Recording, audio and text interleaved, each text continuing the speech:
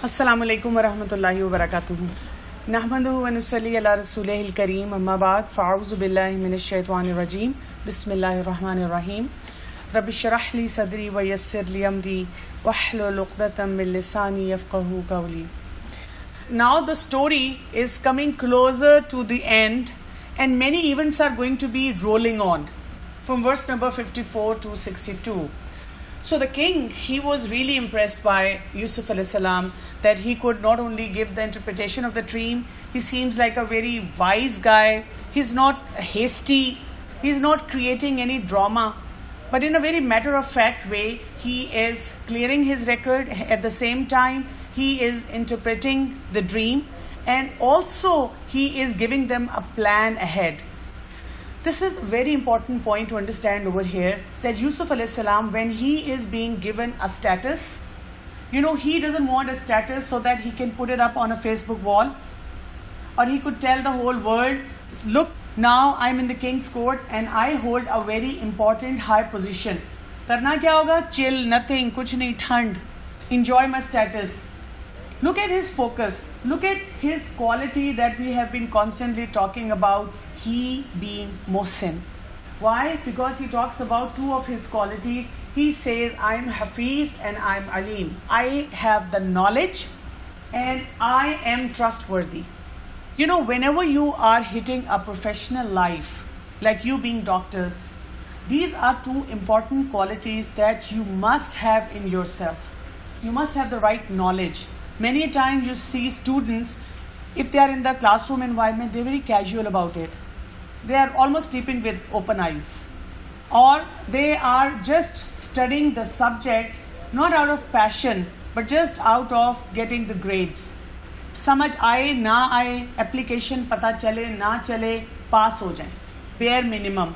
What is compulsory, I will cover. What is not compulsory, even if I would need it for my practical life, we are least bothered about it. But Yusuf alayhi salam over here talks about this important quality, having the right knowledge, and you will realize the importance of this knowledge once you are going to be in the practical field.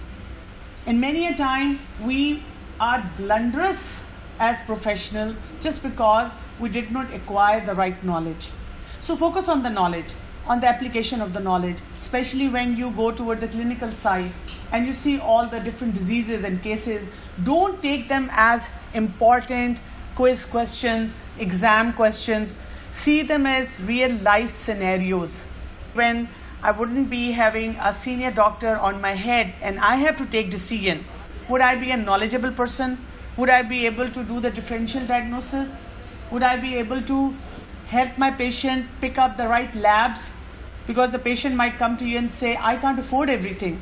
So you have to pick and choose.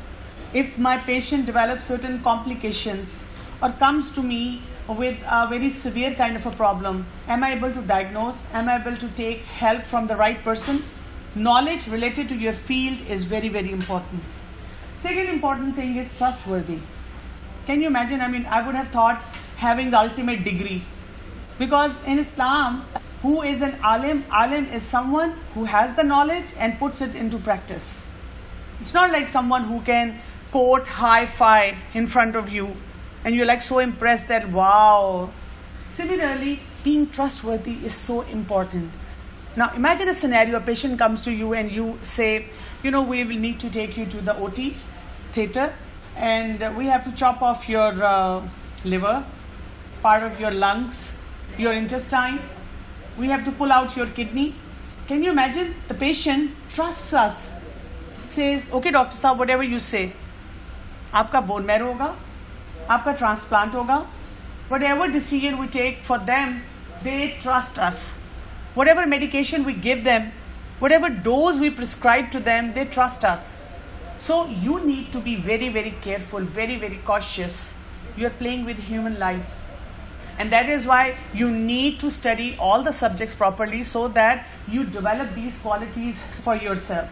At the end of the day, no matter how much high achiever you are, but if you don't know the application of the knowledge, if you are not trustworthy in your time management, in your duties, in your job, in taking care of your patient, nobody is going to hire you. Many a time people say, because I was in hijab, because I was in dupatta, because I was covered, so people rejected me. No, I'm sorry. They rejected you because you were hopeless in your time management, you are hopeless in your knowledge, and nobody could trust you. You lied, you cheated, you took wrong decisions, and you covered up everything. You blamed other people for whatever you did. So this is a leadership skill that Yusuf alayhi salam had. And this is not based on just the physical appearance. He didn't go and say, I'm so handsome. Because many a time people are focusing so much on their looks. I'm not saying you look shabby. What I'm saying is, what was his focus? His leadership skill was not based on his desires, but on the responsibility. मेरा दिल चाहता है इस काम को मैं ऐसे करूं. मेरा दिल चाहता है पूरा वीकेंड सोई रहूं. मेरा दिल चाहता है कि मुझे कुछ करना ना पड़े, बस ऐसी इजी फील्ड हो, पर बहुत काम ना करना पड़े, पैसे मिल जाएं, पैकेज अच्छा मिले. और मेरा दिल चाहता है आई एक्सेल, ये सब लड़कों को भी मैं बीट करूं, लेकिन नहीं, पढ़ने को दिल नहीं चाहता. कुछ ऐसी शॉर्टकट फील्ड नहीं है. No, leadership is about responsibility. Whatever career you choose for yourself or whatever job you choose for yourself, you need to be responsible for that. Even at home, girls get married. Look at them while they're preparing for their marriage. It's all about all the glamour, all the excitement, all the fun, all the thrill. There is a zero preparation for what kind of a wife I'm going to be turning out. How will I adjust with that family? And the moment she conceives, she's just crying. रोना धोना शुरू हो जाता है. मैं बच्चा नहीं पाल सकती. I don't know how to take care of the baby. It's such a hopeless life. Why? Because you are never preparing yourself for the important responsibilities that are there. And our mothers sometimes, in fact, lot of time, keep telling us, तुम्हारा आगे क्या बनेगा? अम्मी कुछ नहीं बनेगा, मेरी अलमारी गंदी रहने दें.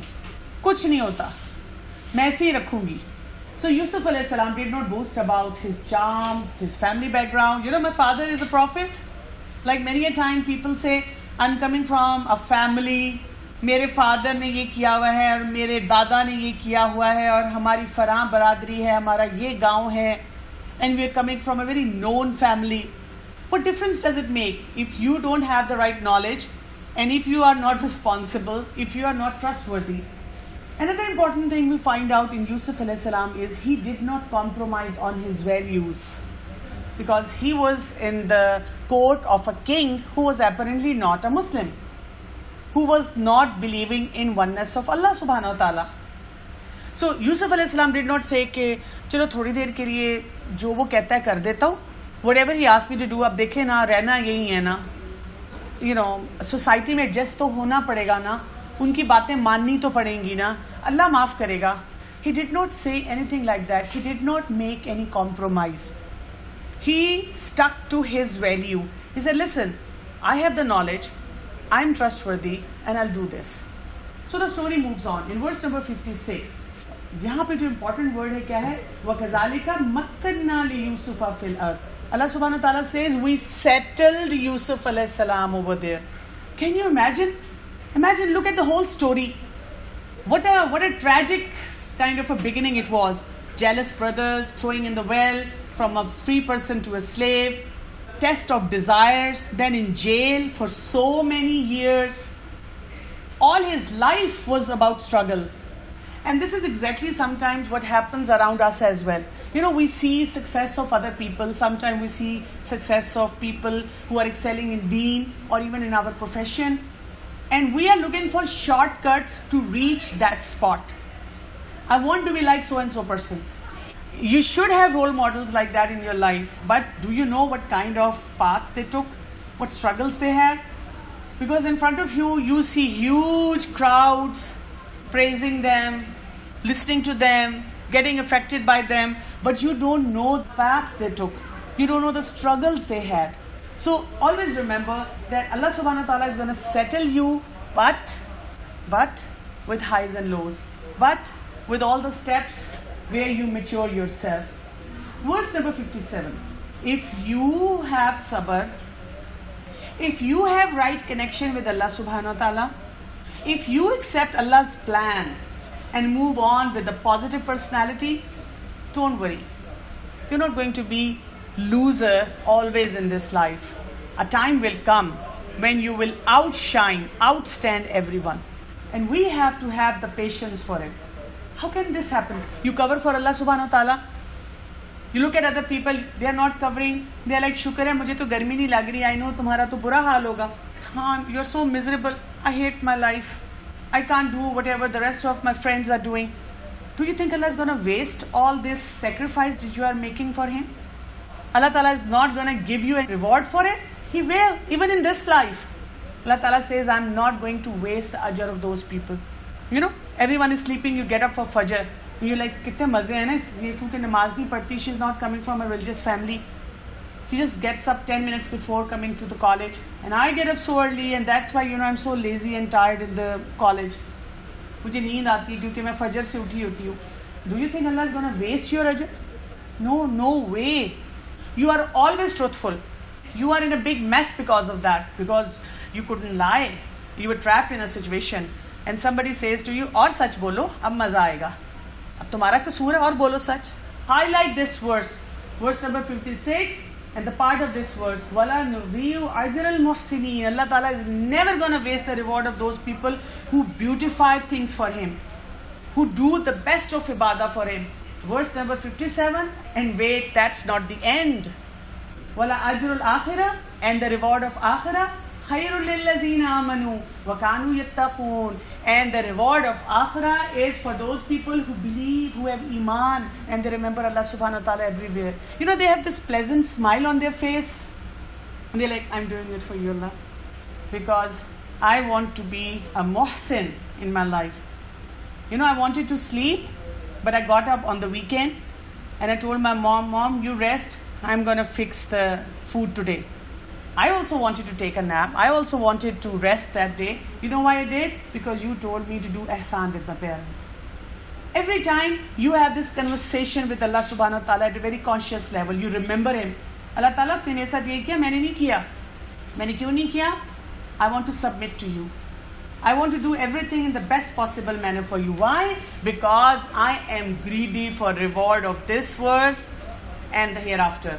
Sometimes people say, मुझे अल्लाह से कुछ नहीं चाहिए. Even Sahaba used to aspire for Jannah. Whenever Rasulullah sallallahu alaihi wasallam would give them glad tidings of Jannah, they would be thrilled. They would be so happy. And they would rush to do more and more deeds. People are aspiring for things in this life. You can tell them, yes, I want the best in this life and I want the best in the hereafter. You can talk about the worldly benefits, you can talk about the benefits of Akhirah. Because many times people think कि अगर हम दीन को follow करेंगे हमें दुनिया में कुछ नहीं मिलने वाला, हम बेचारे बड़े मजलूम ही रहेंगे. For this, what we have to do is we just have to accept Allah's plan. And sometimes your plan don't work out because Allah has better ones for you. Remember that. मैंने इतनी दुआ मांगी, मेरी दुआ नहीं कबूल हो रही. So tell yourself, Allah has a better plan. That is why this is not getting accepted. I'm asking for a small Suzuki car, whereas Allah subhanahu wa ta'ala probably wants to give me Lexus, wants to give me one of the best, a sports car. I'm asking for some imitation jewelry, and Allah subhanahu wa ta'ala wants to give me loads of gems, gold, diamonds, precious stones. So we don't know what is in plan for us from Allah subhanahu wa ta'ala. The brothers of the Yusuf alayhi salam came seeking food, and they entered upon him, and he recognized them, but he was to them unknown. Now imagine a situation like, sometimes we have the best of things in our life, we move on, somebody had hurt us badly, somebody had backstabbed us, somebody has misused us, and even if we are enjoying life, we have moved on, but every time we think about those people, we have bitter memories. We are not happy. And suddenly that person comes in front of you after a couple of years. What do you feel like doing? And especially now, you are in authority. You were not before that time. Now you can get away saying anything. What do you think you will do? थोड़ा सा sarcasm तो बनता ही है ना. लेकिन Yusuf alayhi salam, he recognized the brothers. Verse number 59. And when he had furnished them with their supplies, he didn't say a word to them. Look at his emotional stability. He didn't utter a word. भाई को लेके आओगे तो उसका share मिलेगा. What do we find out about these brothers is, overall, they had many bad characteristics. Each one of us are a combo of good and bad. So it is for us how we manage our bad characteristics and how we flourish our good character. This tells us another important thing over here, that sometimes when you want people to benefit from you or from a certain project, don't impose on people. Talk about a project, tell them what are the possibilities in it. This is a marketing technique that he used. And then give out pointers in such a way that people want to use it. For dawah, as well as if you have your own clinic and you have patients and you want the patient to come back, you're not going to misuse them. You're not going to manipulate them so that they keep coming back and spending money. But just to gain their confidence, you can also use techniques in which you tell them, I'm not asking you to come back for money purpose. If I see a patient, a complicated case, go and get the echocardiogram done and come back to me. Just let me know that what was the condition, what did the doctor prescribe. Because that will give me confidence as to, did I make the right diagnosis? Secondly, the patient will feel good about this thing, that this doctor cares.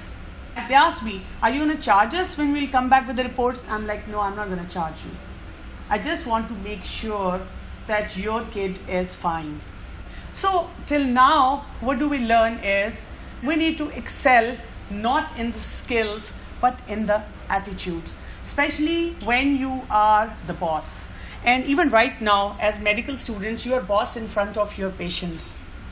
How do we talk to them? Do we tell them with a smile? Are we irritated? Do we even talk to them?